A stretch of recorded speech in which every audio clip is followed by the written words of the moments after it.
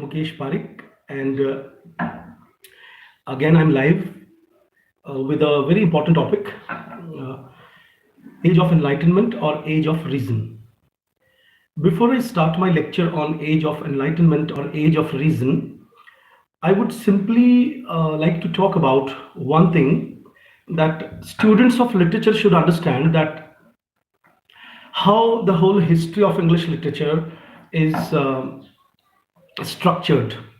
And when we study in this 20th century, we try to give a name to every phenomenon, or we want to study that a particular writer, that writer has some connections or some influences of certain political, religious, and social and philosophical understandings, or say happenings or publications of certain books. So, Age of Enlightenment or Age of Reason. Before I start reading out from my notes, or say start giving you something of my understanding, uh, let me talk about that. You all are aware that English as a language is latest phenomenon. Jai Shri Krishna, Jai Shri Ram, Swati Parik. Uh, uh, what I want to convey, that when we see the whole layer of English literature, because when the moment you open any book, whether you are in graduation or post graduation, or you are appearing in any competitive exam, they try to ask you like, this writer belongs to which particular age, or at least you give an answer that this writer belongs to a particular age. Then every age has certain political, religious, social, and different kinds of influences on that particular writer. And one more thing we should bear in our mind, we should keep in our mind, that everybody cannot write. And because we are taking a live class, so let me make you understand that who becomes a writer, and how these social, political, religious, philosophical, and scientific influences are important, and why without these influences somebody can anybody cannot write. One day I was in a very big international seminar here in Jaipur itself, where big names like Girish Karnad kind of people were present. You can understand the level of the seminar. So it was a valedictory session going on. I'm giving an example actually, like how ideas influence and how a writer becomes a writer. So in the valedictory session, as you all know, that audience ask questions sometimes, with the writers who already have read their works and all. Nayantara Sehgal was also present. Suniti Nam Joshi was there, from Canada. So that kind of big, stalwarts of literature, they were sitting on the dais. A student of honors, he stood up and asked a question, that you are writers, because coincidentally all were writers there on the stage on that day. Mostly what happens, we have professors there, but in that particular session, the organizers somehow wanted to give them honor, and writers were made to sit there, so that they could answer. So a boy asked, like, you are writers because you want to sell your books, that is why you write. Then a very honorable teacher of mine, Professor Jasbir Jain, she stood up and she asked a question to that boy, because all the writers were, I think, they were struck overwhelmed, and they could not answer. Like, how can a small boy of honors can ask such a kind of blunt question? Then our ma'am stood up and she asked a question to that boy, because that boy belonged to the same university. And that boy said, ma'am asked a question, that have you ever written anything? Then the boy denied, like, no. Then ma'am asked, like, have you written any love letter to a girl? Then he denied also, like, I did not write. Then she kept answering, she kept asking the questions, and then she asked a question to the boy, that have you ever written any letter to the municipal corporation or anybody in the authority, where you were suffering from a problem, or the problem which was not particularly yours, and the problem of the city, for example, the problem of the stray animals, or say say potholes in the on the road and all. Then the boy denied any kind of question. Then ma'am said that you better sit down. You do not understand who a writer is, because a writer is one who is tortured by, a writer who is influenced by certain mismanagement around, or say psychological problems. And a writer becomes a writer because he feels he's disturbed by certain things. So friends, you can understand that when I discuss this enlightenment or the age of reason, before that I'm giving you a kind of warm up exercise that you should understand like what happened. So now I start my lecture with this small anecdote that only those students can be a good reader, those who, when they read something, they feel that that writer is communicating in the sense like certain things disturbed his psychology, his psyche, his conscience, and because of that he became a writer. आप अपने आप से एक question पूछिए, क्या आपने अभी इस दौरान कोरोना पे कोई कविता लिखी है? क्या आपने कोई खुद का कोई 10 सेंटेंस लिखा है, 5 सेंटेंस, 2 सेंटेंस? तो अगर नहीं लिखा है तो इसका मतलब है that you are not really tortured by this lockdown period. So इस पॉइंट ऑफ व्यू से आगे बढ़ते हैं कि जब when renaissance started in England, we can say like renaissance started with Chaucer, let us say, when Bible was in the process of getting translated. So Bible was in the process of translated. इसका मतलब है कि Bible का जो original version था Latin में, we call it वल्गेट. तो जिन लोगों को समस्या थी, those people who were under pressure के भाई हमें बाइबल में जो लिखा है उसके अकॉर्डिंग नहीं बताया जा रहा है, या हमें चर्च से कोई प्रॉब्लम है, so certain people they started translating it. तो ऐसा कहा जाता है कि translation of Latin and Greek writings they brought about renaissance और रिफॉर्मेशन. तो रेनेसा और रिफॉर्मेशन से निकला हुआ एक मूवमेंट है जिसको बोलते हैं एनलाइटन मूवमेंट और age of reason. Age of reason को भी कैसे समझाऊं? Age of reason means you start using your mind. अब आप अच्छी तरह से बताइए कि एक स्टूडेंट जिसके घर में घूंघट है, या कि एक स्टूडेंट जिसके घर में अभी भी हर तरह के सुपरस्टिशंस माने जाते हो, और अगर वो उनको क्वेश्चन नहीं करता है, तो इसका मतलब है कि he is certain ideas are hurled upon him, or say he is dragging those old ideas. He is never asking question. He is not daring to ask questions.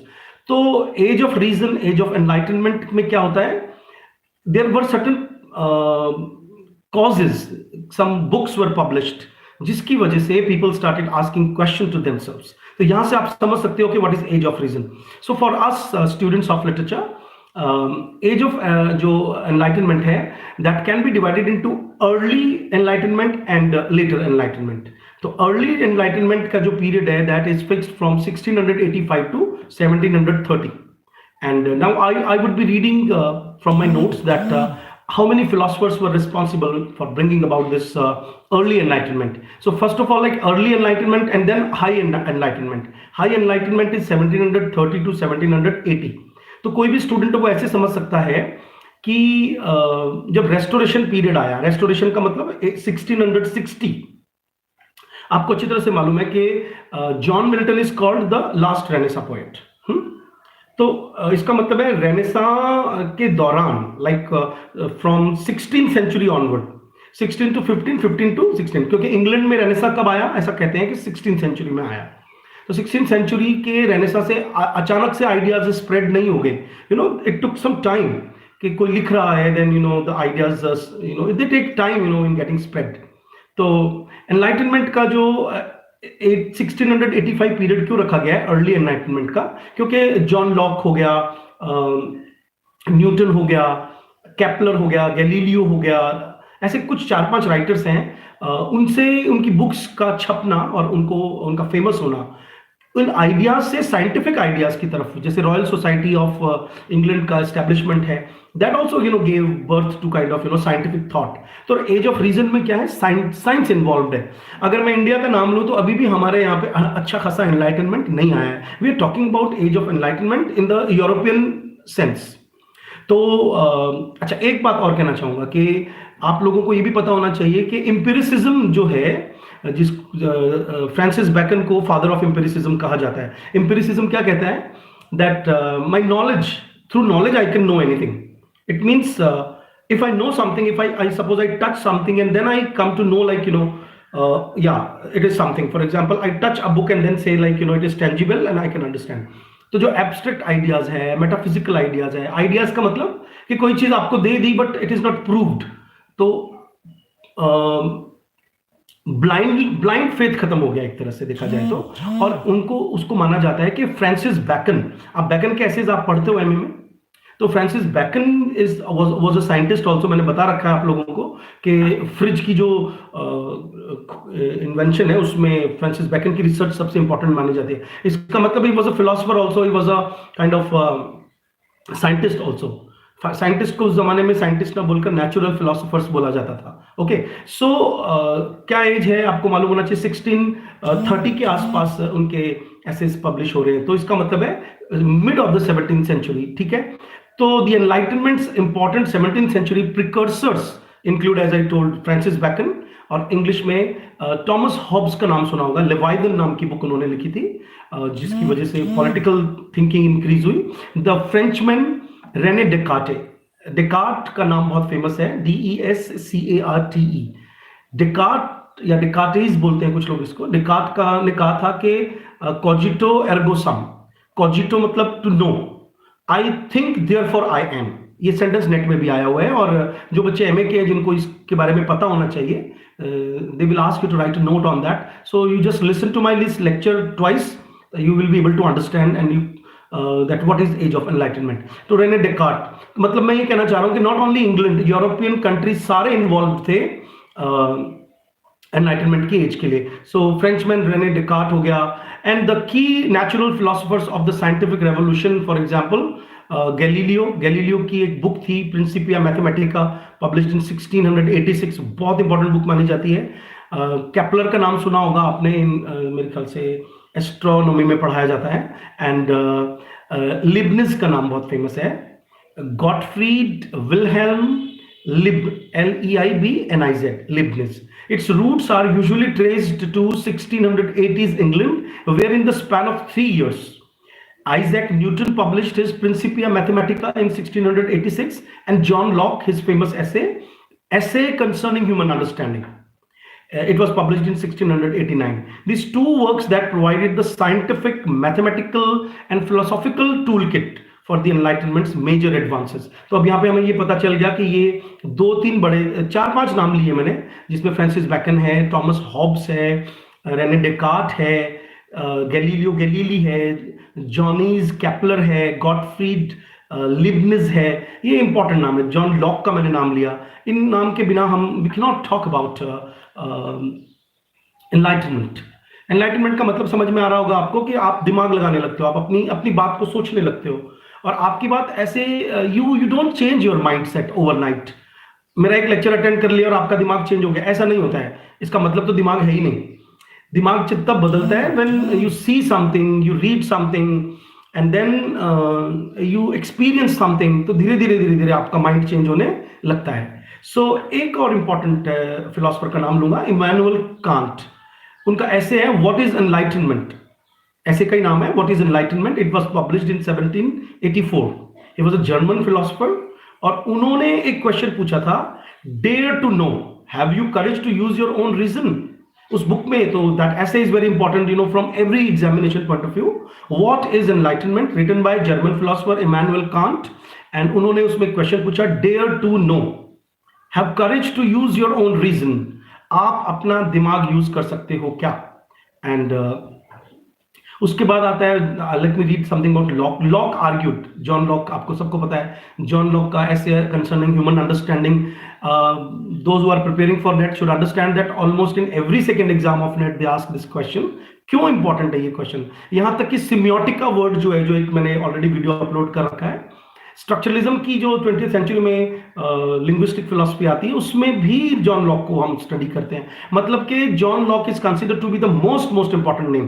कोई भी स्टूडेंट आंसर लिख रहा है और जॉन लॉक का नाम आता है, न्यूटन का नाम आता है, थॉमस हॉब्स का नाम आता है, तो आप लोगों को सबको ऐसा लगेगा कि हाँ, ये एग्जामिनर समझ जाएगा स्टूडेंट ने लेक्चर अटेंड किया है। सो लॉक आर्ग्यूड, अब लॉक का क्या आर्ग्यूमेंट है, that human nature was mutable, mutable मतलब changeable, and that knowledge was gained through accumulated experience. जो मैंने अभी भी आपको एक बात कही थी कि आपको कुछ एक्सपीरियंस होता है।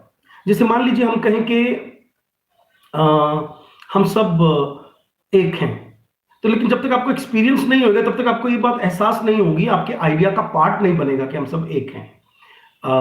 Experience rather than by accessing some sort of outside truth. Outside truth क्या होता है, आपको कोई भी बातें जो पढ़ाई लिखाई जाती है ना आजकल, जो that education system which we all educated people keep cursing, कारण है कि हमको किताबें पढ़ा दी जाती है, हमको एक्सपेरिमेंट कम कराए जाते हैं। Experiment is not only limited to the field of science only. आपको पता होना चाहिए लिटरेचर में भी, लिंग्विस्टिक्स में भी, सोशियोलॉजी में, फिलोसफी में, साइकोलॉजी में, और फिजिक्स केमिस्ट्री मैथ्स में तो मैथ्स में एक्सपेरिमेंट नहीं होते हैं आजकल हमारे यहाँ। मैथ्स को हम एक किताब का फार्मूले का वो चीज मानते हैं, but in all these fields experiments are conducted. और अगर वो एक्सपेरिमेंट हो जाए हमारे स्कूल्स में, कॉलेजेस में, लैब्स हो जाएं, तब आपको पता चलेगा कि किताबी चीजें तो बुकिश नहीं रह जाती हैं ये। तो what I am talking about कि एनलाइटनमेंट में जॉन लॉक का आर्ग्यूमेंट है कि हम कोई ट्रुथ बाहर से नहीं लाते हैं, हम उसको फील करते हैं, और जब भी हम एक्सपीरियंस कर लेते हैं वो चीज हमारे एक्सपीरियंस का पार्ट बन जाती है, एंड दैट मीन्स नॉलेज। तो Newton's calculus and optical theories provided the powerful enlightenment metaphors for precisely measured change and illumination. अब आपको एकदम समझ में नहीं आएगा कि न्यूटन की क्या देन है। न्यूटन के ऑप्टिक्स की स्टडी आपको पता होना चाहिए, रेनेसा राइटिंग में एक जितने भी ये रोमांटिक राइटर्स है, sorry not Renaissance, romantic writers है, रोमांटिक राइटर्स में आपने जिसने सीजन्स लिखी है उसका नाम जो प्रिकर्सर ऑफ रोमांटिसिज्म है, he was actually teaching in a school where a mathematician who was influenced by John Milton used to read। तो आप देखिए कि उसमें ऑप्टिक्स का बार बार, ऑप्टिक्स का मतलब होता है दूरबीन, दूरबीन का रेफरेंस बार बार आता है। मिल्टन ने भी दूरबीन का रेफरेंस अपने पैराडाइज लॉस्ट में दिया है। तो दूरबीन actual becomes a metaphor to see a thing very clearly. जैसे चांद है, दूर से आप देख रहे हो, but you are not aware कि चांद इज नॉट अ पर्सन और a god, but actually an object, है ना, एक सेलेस्टियल ऑब्जेक्ट है। तो इसका मतलब है कि प्रिसीजन, एनलाइटनमेंट के फिलोसफर्स, मैथमेटिशियन, साइंटिस्ट, उनकी बुक्स ने आपको एक प्रिसाइज और एक लॉजिकल थिंकिंग देना स्टार्ट किया, and that logical thinking somewhere started reflecting in literature also. So there was no single unified enlightenment. When I talk about England, the writers of England or philosophers of England, France, तो आपको ये पता होना चाहिए कि एक enlightenment नहीं है, क्योंकि जब मैं जेम्स टॉमसन की बात करता हूँ जिसने सीजन्स लिखा है, pre romantic writer, he was from Scotland. तो अब देखिए, instead it is possible to speak of the French enlightenment, the Scottish enlightenment, English enlightenment, German enlightenment, Swiss enlightenment, American enlightenment. तो आप अगर गूगल करोगे तो आपको पता चलेगा कि वो इतने सारे एनलाइटनमेंट्स दे रखे हैं। So individual enlightenment thinkers often had very different approaches. अच्छा, अब जैसे मैं हूं, मेरे ऊपर डेमोक्रेसी का एक इफेक्ट है, तो लेकिन डेमोक्रेसी मैं अपने तरीके से डिफाइन करूंगा।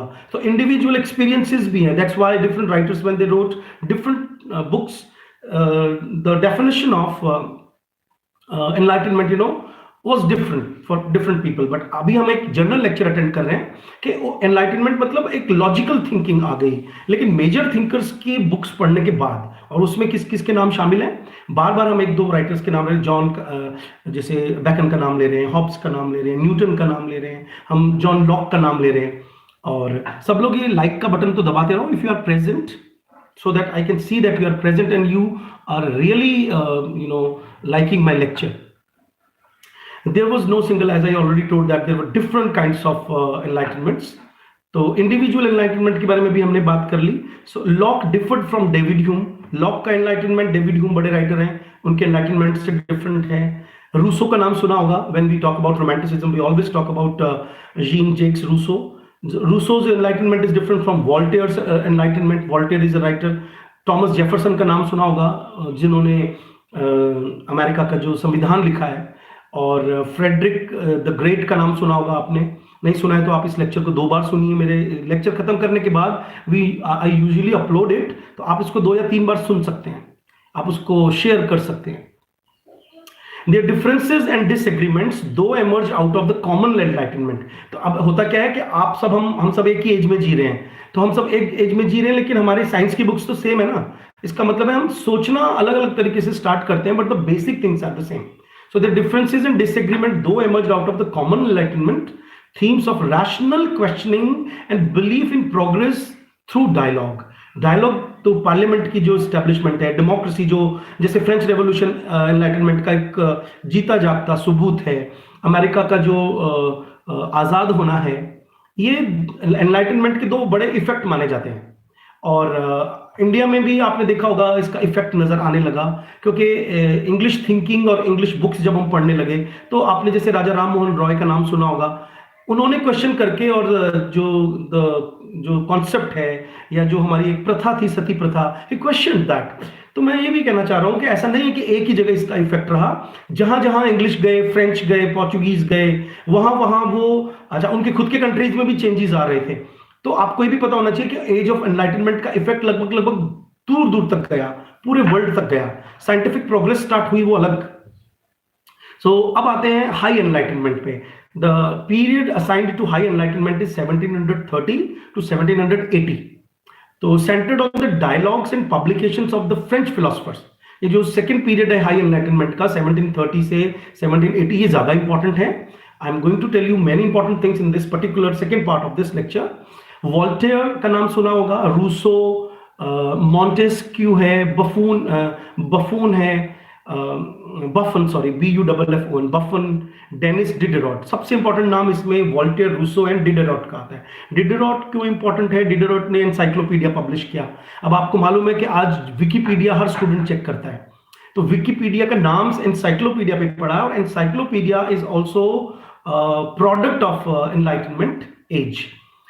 और एक और इंपॉर्टेंट बुक मानी जाती है, the high enlightenment might best be summed up by one historians summary of Voltaire's. अब वॉल्टेयर की एक बुक छपी थी, फिलोसॉफिकल डिक्शनरी, आप इसको गूगल करके जरूर देखिएगा, वेरी वेरी इंपॉर्टेंट बुक मानते हैं इसको। A chaos of clear ideas, क्योंकि डिफरेंट काइंड्स ऑफ जो फिलोसॉफिकल टर्म्स हैं, उन्होंने उसकी डिक्शनरी लिखी, तो there was a chaos. Chaos means confusion, but the ideas were quite clear. So, philosophical dictionary written by Voltaire, a chaos of the clear ideas, some scientist has said about it. Foremost among these was the notion that everything in the universe could be rationally demystified and catalogued. अब Voltaire की philosophical dictionary का क्या मतलब effect नजर आया हमारे संसार में।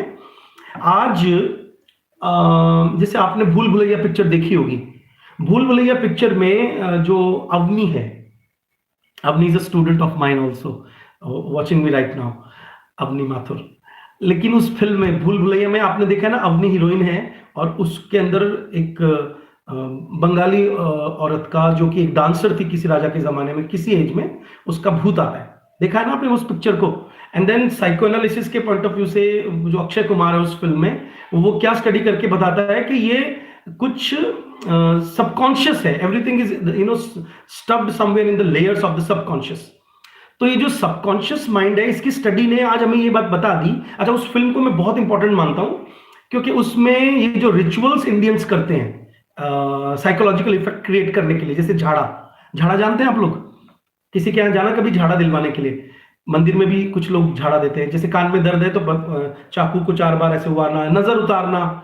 तो ऐसा कहा जाता है कि आज scientifically these things are being proved day by day.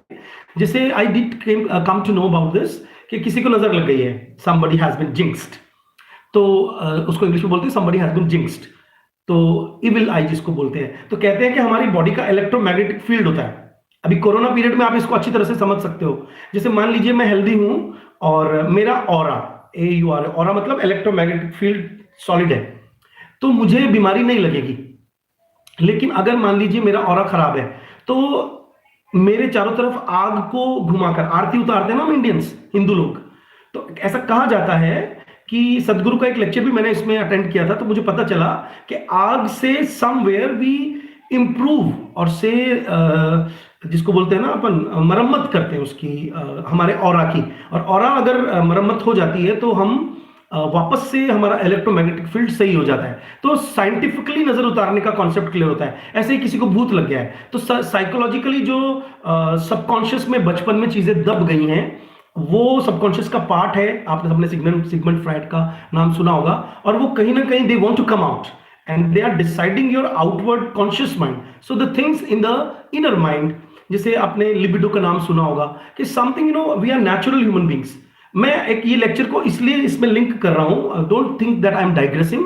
मैं समझाने की कोशिश कर रहा हूं कि जो एनलाइटनमेंट का पीरियड है उसने ये मानना शुरू किया कि through reasoning, through logic, you can understand every kind of phenomenon which is considered to be the outward truth or metaphysical truth.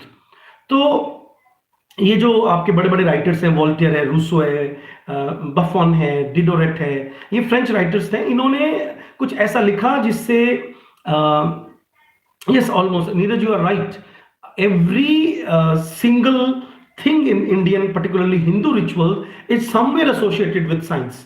यहाँ तक कि हमारा चोटी रखना, तो I am not going to be mouthpiece of the Hinduism. तो हालांकि कुछ लोग मुझसे बहुत ही नाराज है आजकल, क्योंकि मैंने I am very much angry with this murder of the two sages of arts. वो एक अलग बात है, उसको अभी हम एक मिनट के लिए यहाँ से हटाकर अपनी बात करते हैं कि everything can be understood through science, logic, reasoning, उसी को एनलाइटनमेंट कहते हैं। यहां तक क्लियर हो गया तो मैं आगे पढ़ रहा हूं। नाउ अब बात करते हैं कि द सिग्नेचर। अच्छा, अब इसमें क्या है कि signature publication of the second period of high enlightenment, जिसका पीरियड मैंने आपको बताया 1730 टू 1780। ऐसा कहा जाता है कि इसमें डिडोरेट का एनसाइक्लोपीडिया, उसके अंदर काफी सारी एजेस में वो लगा था। जैसे एनसाइक्लोपीडिया एक बुक का नाम है, ये डिडोरेट ने पब्लिश की थी 1751 से 1777। This is an important question. और which brought together leading authors to produce an ambitious compilation of human knowledge. तो जैसे अब विकिपीडिया पे तो एक आदमी का काम नहीं है, I think thousands of scientists and philosophers of different areas, this Wikipedia is a combined effort। और विकिपीडिया हमारे लगभग सभी तरह के मेटाफिजिकल और जो आउटर ट्रूथ है उसको समझने में काफी हेल्प करता है। तो इसके बाद enlightenment, it was an age of enlighten despots. Despots कौन होते हैं? ऐसे लोग जो अपना रूल चलाते हैं, जैसे Frederick, in between brutal multi-year wars with Austria, and enlightened would-be revolutionaries like Thomas Paine। Thomas Paine की एक बुक आप जरूर देखिएगा, कॉमन सेंस नाम की। I have that book in my library. Thomas pen का नाम बहुत फेमस है, एंड थॉमस जेफरसन का नाम फेमस है, उस डिक्लेरेशन ऑफ इंडिपेंडेंस 1776 में छपा था। Frame the American revolution in terms taken from the Locke's essay. जो डिक्लेरेशन ऑफ इंडिपेंडेंस है, that is also an essay which is found almost in every educated persons house और library. तो American revolution, French revolutions, और मैं एक बात और कहना भूल गया बीच में कि एनलाइटनमेंट का सीधा सीधा इफेक्ट एवोल्यूशनिज्म पे पड़ा। अब एक टर्म है जिसपे कभी कभार एक क्वेश्चन आ जाता है, बाकी सब स्टूडेंट्स जो एमए की तैयारी कर रहे हैं उनको ये पता होना ही चाहिए। एवोल्यूशनिज्म किसे कहते हैं? Evolution, slavery, anti slavery. तो एवोल्यूशनिज्म, आप देखिए फेमिनिज्म की स्टार्टिंग हो गई। आपको पता होना चाहिए कि ST. Coleridge, I have already uploaded a video, ST. Coleridge was 100% under the effect of these writers. हालांकि ऐसा कहा जाता है कि जब एनलाइटनमेंट खत्म होता है तो रोमांटिसिज्म शुरू होता है। लेकिन एक बात का आपको पता होना चाहिए, you must know this, that enlightenment means अभी भी एनलाइटनमेंट खत्म नहीं हुआ है। So don't get fooled, by these writers जो ये कहते हैं कि somewhere you will read it कि enlightenment खत्म हुआ तो romanticism स्टार्ट हो गया, फिर romanticism खत्म हुआ तो क्या स्टार्ट हो गया?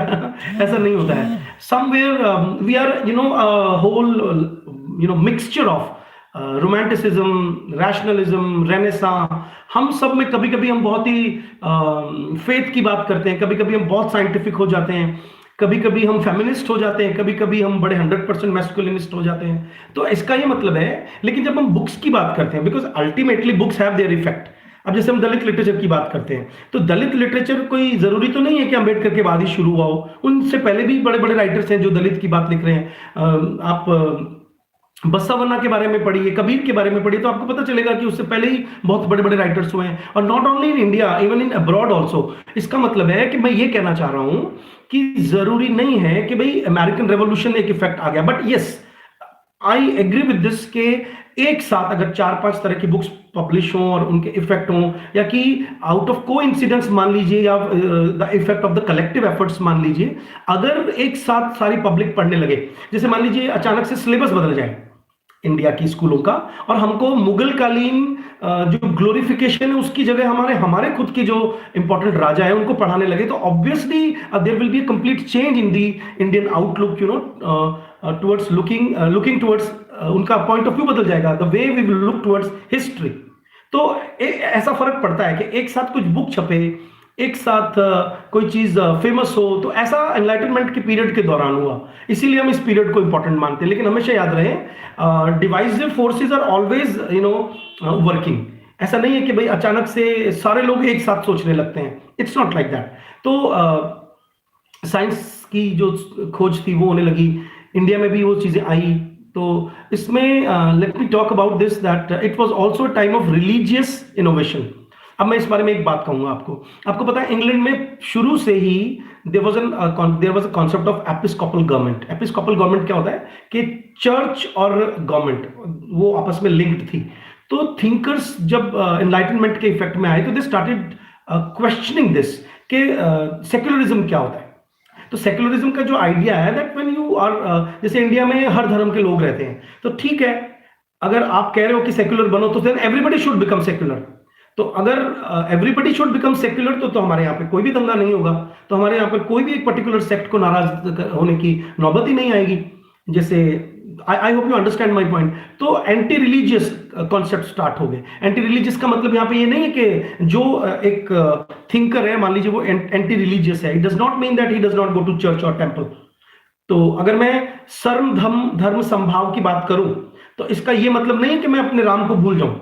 ठीक है, एक अपने अपने धर्म को सब निभाओ, लेकिन पब्लिक प्लेस में आकर के सब एक जैसे हो जाओ। अब एक जैसे हो जाओ तो अगर मैं वंदे मातरम गाऊं तो फिर तुम भी वंदे मातरम गाओ, या मैं अगर नेशनल एंथम में खड़ा हो रहा हूं तो दूसरा भी नेशनल एंथम में खड़ा हो। ऐसा नहीं कि मैं तो खड़ा हूं और वो बैठा रह जाए। आप you can understand my point, है ना। इसका मतलब है कि एक रिलीजन के खिलाफ, रिलीजन डज नॉट मीन, ऐसा नहीं क्रिश्चियनिटी खत्म हो गई overnight. I hope you understand my point. So, in this Enlightenment period, the time of religious innovation, as Christians sought to reposition their faith along rational lines.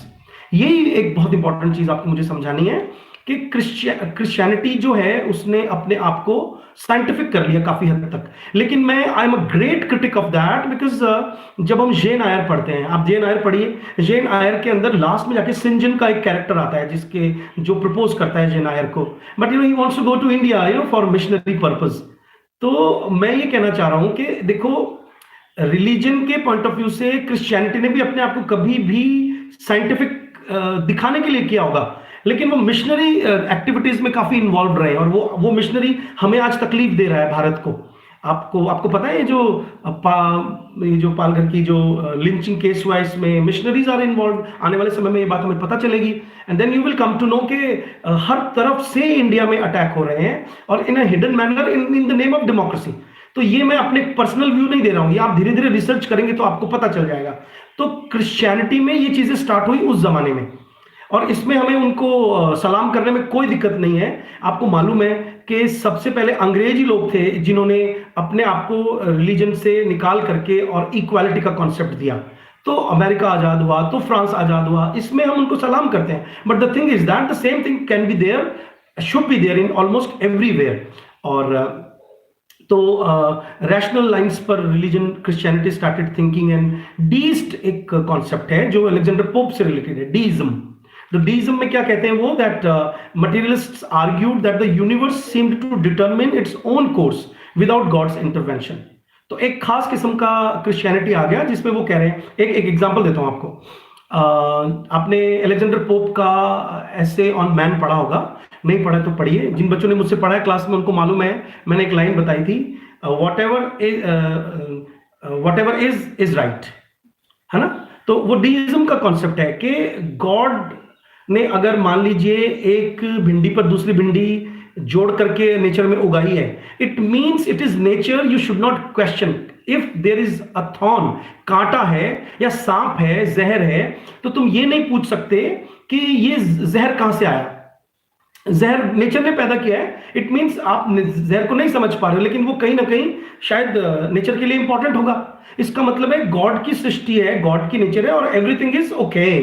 तो ये concept भी enlightenment ने start किया। And then उसके बाद में lock, अब along with French philosophers, पियर बेले, एक राइटर का नाम है, Pierre Bayle, began to champion the idea of the separation of church and state। तो ये आपको एक क्वेश्चन आ सकता है, इसलिए आप इसको आराम से लिख लेना दोबारा सुनते वक्त लेक्चर को। पियर बेले, उन्होंने चर्च और स्टेट को डिफरेंट करने की मांग की। सीक्रेट सोसाइटीज भी अपना काम कर रही थी। यू विल बी सरप्राइज्ड कि जैसे WB ईट्स का नाम सुना होगा, या मेरे पिछले लेक्चर में रेप ऑफ द लॉक में I was talking about Rosicrucian theory. मतलब कि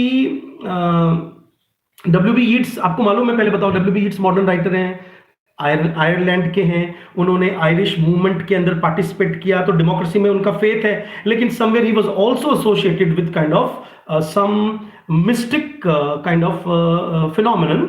और तो मैं ये बताना चाह रहा हूं कि कुछ सीक्रेट सोसाइटीज भी थी, जैसे फ्री मेसन्स, नाम लिख लेना और उसको गूगल करके देख लेना। बेवेरियंस, इल्यूमिनाटी एक नाम है, ये भी एनलाइटनमेंट की देन है। मैं क्या कहना चाह रहा हूं उसको दोबारा समझाता हूं आपको। देखो, एनलाइटनमेंट का ये मतलब नहीं लेना है कि केवल आप साइंस की बात कर रहे हो, तो साइंस में तो काला जादू भी साइंटिफिक ही है। आपने कभी सुना होगा कि एक पुतला बना करके एक मंत्र बोलकर कील चुभा रहे हैं उसको, और वो आदमी दूसरी जगह मर रहा है। ये इसको हमारे यहाँ पे तंत्र विज्ञान बोलते हैं, मंत्र यंत्र तंत्र भारत में है, और इसको काफी साइंटिफिक माना गया है, इसमें काफी रिसर्च भी हो रही है। तो ये रिसर्च एनलाइटनमेंट के दौरान उधर भी हुई, and they started to understand, और उसको ईस्टर्न बोला जाता है। मैंने अपने rape of the Lock lecture में बताया था आपको कि रोजीक्रूशन थ्योरी जो है वो ईस्टर्न, जो गबेल्स की बुक्स से राइटर ने, अलेक्जेंडर पोप ने, वो जो 4 तरह के सुपरनेचुरल बीइंग्स का कॉन्सेप्ट उठाया था, that concept he took from the book, and that writer was influenced by the eastern writers.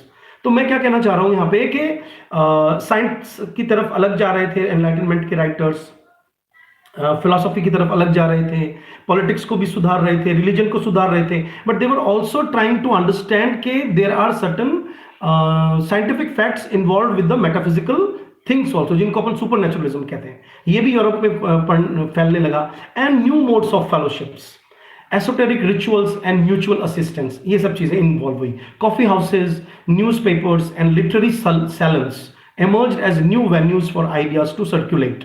तो कॉफी हाउसेज और न्यूज़पेपर जो है वो एनलाइटनमेंट की देन है। और let us talk about then the third aspect, that is the late enlightenment and beyond. 1780 से लेकर 1815 तक, यानी कि अराउंड, ऐसा मान लीजिए, in between the romantic age, इसको अपन लेट एनलाइटनमेंट बोलते हैं। The French revolution of 1789 was the culmination का मतलब होता है पीक, खत्म हो जाना, of the high enlightenment vision of throwing out the old authorities to remake society along rational lines. Rational means logic, but it developed into bloody terror. Bloody terror मैं क्यों बोल रहा हूं, आपने फ्रेंच रेवोल्यूशन का इफेक्ट देखा होगा। The culmination was Napoleon, और जिलेटिन मशीन, एक बहुत बड़ा, एक ऐसे मान लो चाकू जिसको मशीन से गिराते थे और एक साथ कई लोगों का खून हो सकता था। ऐसा कहते हैं कि French revolution started with some beautiful concepts, but it ended in a very very merciless manner। और जो हमारा चार्ल्स डिकेंस का नॉवल है टेल ऑफ टू सिटीज, उसका जो फर्स्ट सेंटेंस इसीलिए इंपॉर्टेंट है, it was the best of time, it was the worst of time. So he is talking about France because that novel is based on 2 cities, Paris and London।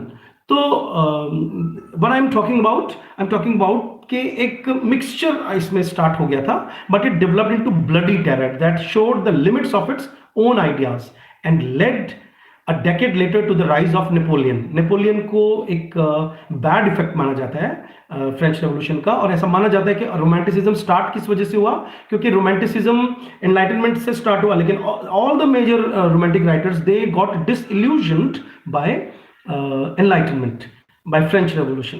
Still its goals of egalitarianism का मतलब होता है हम सबको बराबर समझे, स्त्री पुरुष जब बराबर माने जाए तो एगैलिटेरियनिज्म। attracted the admiration of the early feminist जिसका नाम था मेरी वुllstonecraft. मैरी शेली की मदर थी, मैरी शेली जिन्होंने फ्रैंकेनस्टीन लिखा. I was the wife of Godwin कॉन. मैरी वुllstonecraft, उन्होंने आप उनके बारे में पढ़िएगा. उन्होंने मतलब it is considered that she is the earliest feminist. Inspired both the Haitian War of Independence and the radical racial inclusivism of Paraguay's first post-independence government. ये हमारे लिए उतना important नहीं है. Enlightened rationality gave way to the wildness of romanticism. और इसके बाद आपको पता है कि that this enlightenment is also responsible for giving us modernism. Now I'll be reading out certain small facts, from my notes, so that those who are listening this lecture to write answers, when they listen to it twice or thrice and write it down, they can write a good answer. That enlightenment was an intellectual and philosophical movement that dominated the world of ideas in Europe during the 17th and 19th centuries. The enlightenment emerged out of a European intellectual and scholarly movement known as Renaissance humanism. ये मैंने आपको बता चुका हूँ when I started talking about Renaissance, translation of Bible, establishment of printing press. Some consider the publication of Isaac Newton's Principia Mathematica in 1687 as the first major Enlightenment work. French historians traditionally date the Enlightenment from 1715 to 1789, from the death of Louis XIV of France until the outbreak of the French Revolution. That ended the ancient regime. Most end it with the beginning of the 19th century. Philosophers and scientists of the period widely circulated their ideas through meetings at scientific academies, Masonic lodges, literary salons, coffee houses, जो मैंने अभी भी lecture दिया, and in printed books, journals and pamphlets.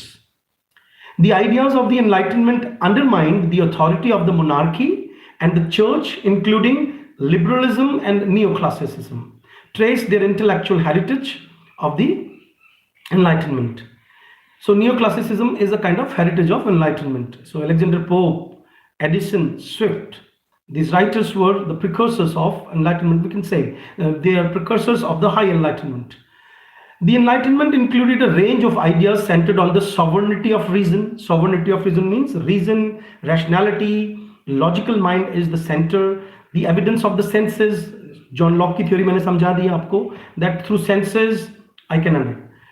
अर्जिटो एर्गो एर्जिटो सम, जो मैंने आपको बताया था कि एक इम्पॉर्टेंट कॉन्सेप्ट है. And at the primary source of knowledge and advanced ideal such as liberty, progress, toleration, fraternity, constitutional government and separation of church and state. I would like to read this line कि enlightenment के major ideas क्या हैं, primary sources of knowledge क्या है, evidence of the senses. Through senses, if I know something, it means that is knowledge. And advanced ideals, what are the ideals of enlightenment or age of enlightenment, age of reason? Liberty, कि सब लोग आजाद रहें. Progress, हम सबको progress का मौका मिले. तो इंडिया के पॉइंट ऑफ व्यू से देखें तो जो छुआछूत है वो अगर हम एनलाइटनमेंट अप्लाई करें तो they start thinking from logical point of view that सभी एक हैं, कोई ऊंचा नहीं, कोई नीचा नहीं. तो उनके यहाँ पे इस प्रोग्रेस एंड लिबर्टी का कॉन्सेप्ट कहाँ पे क्या रिजल्ट दिए होंगे उसने. अंकल टॉम्स केबिन एक बहुत इंपॉर्टेंट बुक है. आप अंकल टॉम्स केबिन बुक को लिख लीजिए और आप उसकी थोड़ी सी स्टडी कीजिए. It is considered that this book is also a product of enlightenment. तो लिबर्टी मतलब एवरीबडी इज इक्वल, प्रोग्रेस सबके पास होनी चाहिए. टॉलरेशन दैट ऐसा नहीं है कि मैं अपने धर्म को ही हर्ल अपॉन करूं, थोपूं सबके ऊपर. there must be some toleration, जिसको अपन बोलते हैं कि सब बराबर है. Fraternity, that everybody is a child of the Almighty. Constitutional government, के कोई पुराने ग्रंथों पर गवर्नमेंट आधारित नहीं रहेगी, कॉन्स्टिट्यूशन बनाया जाएगा.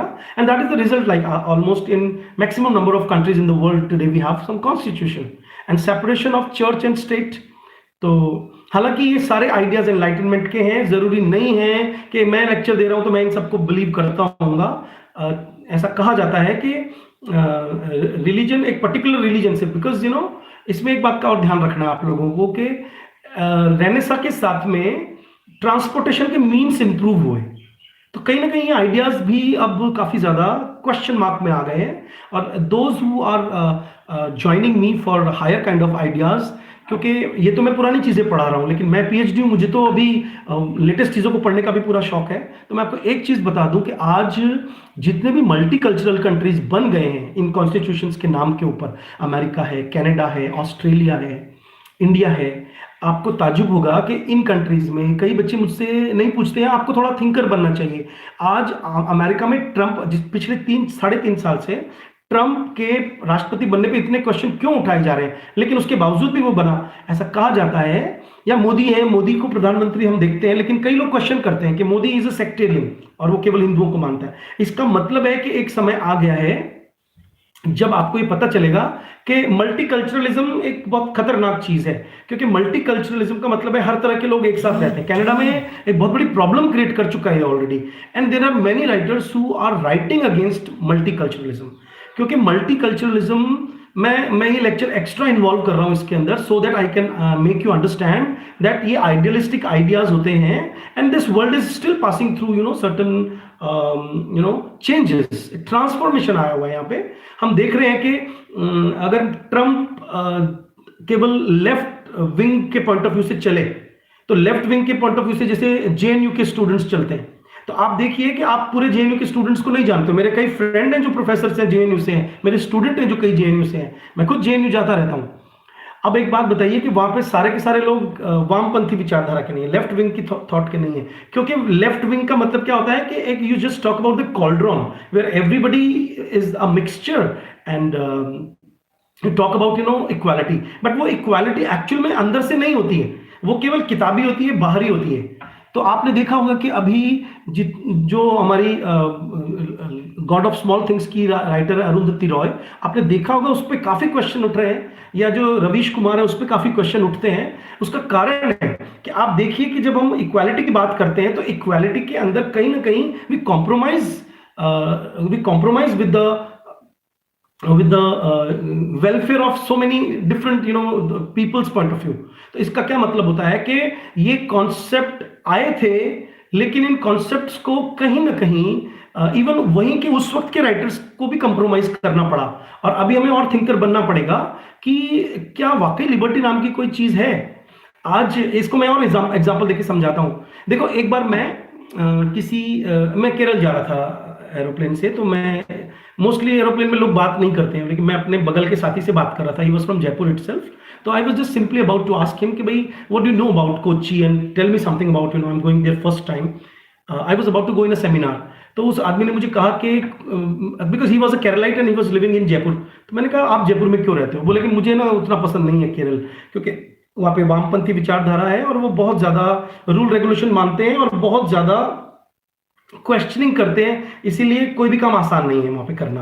राजस्थान में आसान है। मैं इसको ऐसे समझाऊंगा आपको, मैं कैसे समझा उस बात को, कि आप देखिए कि जब लॉकडाउन हुआ अमेरिका में तो वहां के लोगों ने माना ही नहीं, और इंडिया में लॉकडाउन हो गया। तो आज आप देखिए कि हम किस टाइप के लोग हैं।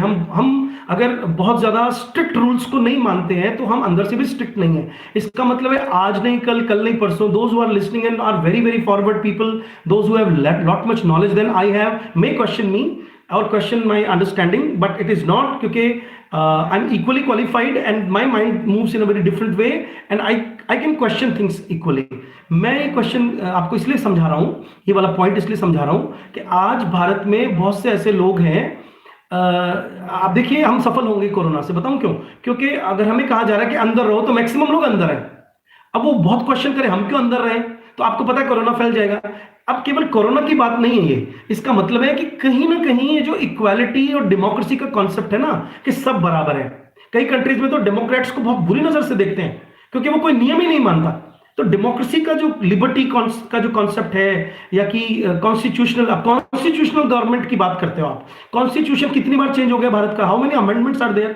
इसका मतलब है कि ये आइडियाज क्वेश्चन हुए बाद में, और अभी तो ये आइडियाज और क्वेश्चन होंगे। आप देखते जाइए, आपको पता चलेगा समवेयर कि जो ट्रेडिशनल चीजें थी कहीं ना कहीं वो अच्छी थी, या हमें उनके अंदर थोड़ा बहुत चेंज करके उनको अपनाना पड़ेगा।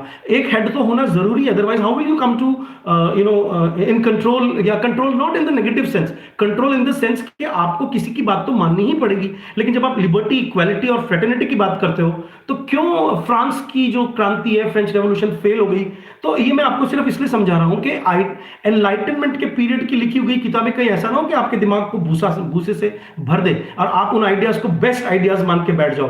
One should be in the phase of transition and open minded. आप देखते जाइए कि क्या अच्छा है, क्या बुरा है, और जहां जहां कट्टरता है, जहां पे जिन्होंने कहा कि नहीं हम पास्ट के हिसाब से जिएंगे, उन देशों के क्या हाल है, आप जाके देखिए उनको। तो ये why I am talking about के talking about all these things. यहाँ पे एक और पॉइंट ऐड करता हूं कि महात्मा गांधी सेड कि धर्म के बिना राज्य नहीं चल सकता। सो धर्म does not mean here ritual.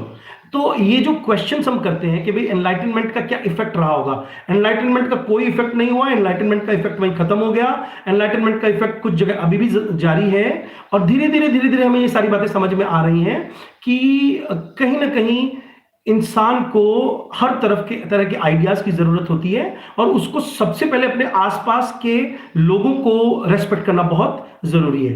तो और एक और बुक की बात मैं चलते चलते कर लूं, that in France the central doctrines of the Enlightenment philosophers were individual liberty and religious tolerance, जो दोनों ही बाद में गायब हो गई वहां से, in opposition to an absolute monarchy and the fixed dogmas of the Catholic Church.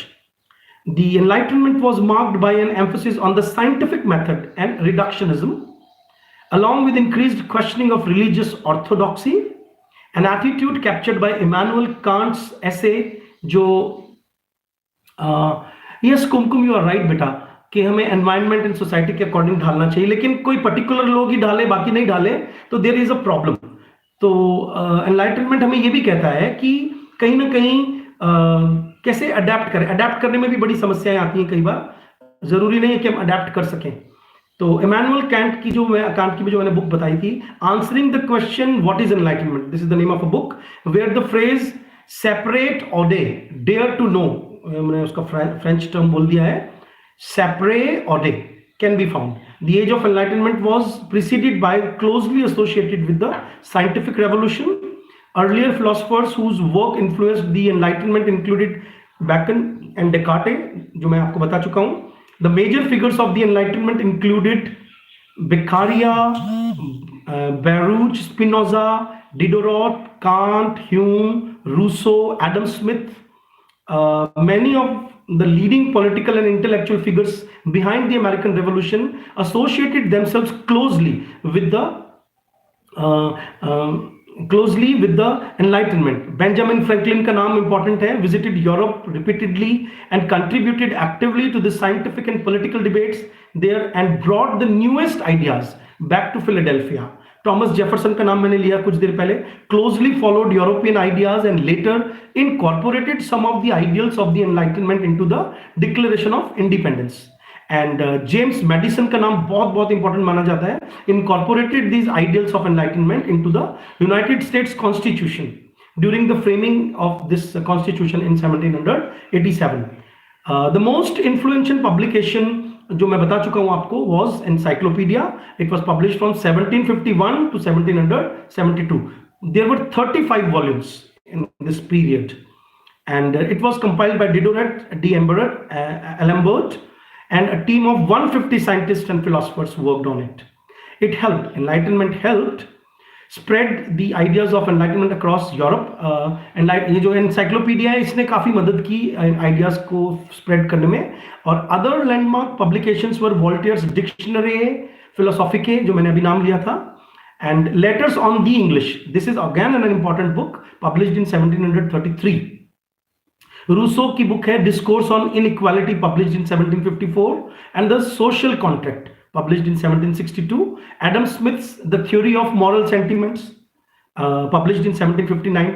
और important book बताऊं इनकी, The Wealth of Nations published in 1776, and Montesquieu की book The Spirit of the Laws 1748. The ideas of the Enlightenment played a major role in inspiring the French Revolution, which began in 1789. After the revolution, the Enlightenment was followed by the intellectual movement known as Romanticism, जिस पे मैं already lecture दे चुका हूँ. René Descartes was a rationalist, and his philosophy laid the foundation for the Enlightenment thinking, जो मैं already बता चुका हूँ. His attempt to construct the sciences on a secure metaphysical foundation was not as successful as his method of doubt. Method of doubt means आप हर चीज पे doubt करो, तब जाकर के आप चीजों को समझ पाओगे. Applied in philosophic areas leading to dualistic doctrine of mind and matter. Dualistic doctrine means mind and matter. दिमाग अलग चीज, माइंड एक एब्स्ट्रैक्ट चीज है, और मैटर मतलब जिसको हम छूते हैं, उससे हमें चीजें समझ में आती हैं, उसको स्केप्टिसिज्म कहा जाता है. His skepticism was refined by John Locke's essay concerning human understanding. It was published in 1690, and David Hume's writing in 1740s. His dualism was challenged by Spinoza's uncompromising assertion of the unity of matter in his Tractatus 1670 में book छपी, and Ethics जो 1677 में छपी. So these are some major sentences, which concluded my lecture, so that some students who want to write their answers can re-listen to it and write. In social context, he says, man is born free, but everywhere he is in chains. Yeah, Rousseau का sentence है ये. चलिए, that's it for today. Thank you. Ram Ram.